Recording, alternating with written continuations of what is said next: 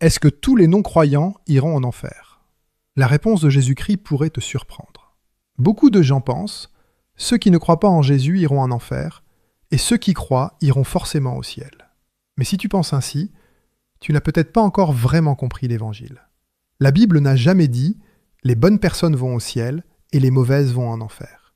La Bible dit plutôt dans Épître aux Romains 3, 23 « Tous ont péché et sont privés de la gloire de Dieu ». Cela signifie que tu te dises croyant ou non, devant un Dieu saint, nous sommes tous pécheurs. L'enfer n'est pas une question de savoir si Dieu t'aime ou non. La vraie question est, un être humain pécheur peut-il se tenir devant Dieu? Alors, qui sera sauvé?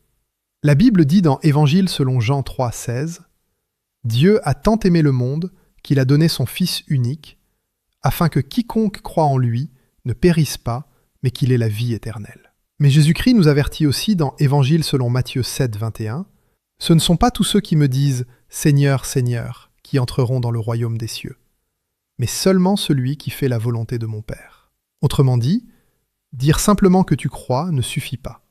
Avoir des dons, servir dans l'Église ou même voir des miracles ne suffit pas non plus. Aux yeux de Dieu, ce qui détermine notre destinée éternelle, ce n'est pas seulement ce que nous disons avec nos lèvres, mais si nous abandonnons le péché et si nous faisons réellement la volonté du Père. Alors la vraie question n'est pas « est-ce que les non-croyants iront en enfer ?»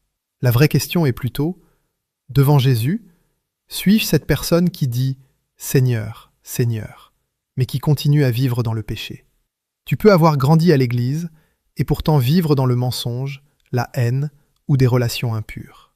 Aux yeux de Dieu, cela reste une vie dans le péché. Mais quelqu'un qui ne croyait pas du tout peut un jour se repentir sincèrement et dire « Seigneur, sauve-moi de mon péché. Je ne veux plus vivre comme avant. » Dans le cœur de Dieu, le royaume des cieux est pour ceux qui croient en Jésus et qui choisissent d'obéir à la vérité en abandonnant le péché. Une foi sans obéissance, une foi qui ne quitte pas le péché, est une foi morte. Si tu sens dans ton cœur que tu dis croire en Dieu, mais que ta vie continue dans les mêmes péchés, peut-être que le Saint-Esprit est en train de te parler. Tu peux écrire honnêtement dans les commentaires « Seigneur, je ne veux plus seulement t'appeler Seigneur. Je veux apprendre à faire la volonté du Père. » Et si tu veux comprendre ce que signifie réellement faire la volonté de Dieu et être libéré de l'esclavage du péché, tu peux cliquer sur le lien dans ma bio ou envoyer un message au numéro WhatsApp affiché à l'écran avec ces mots « Études bibliques ». Je t'inviterai à rejoindre notre groupe d'études bibliques gratuit.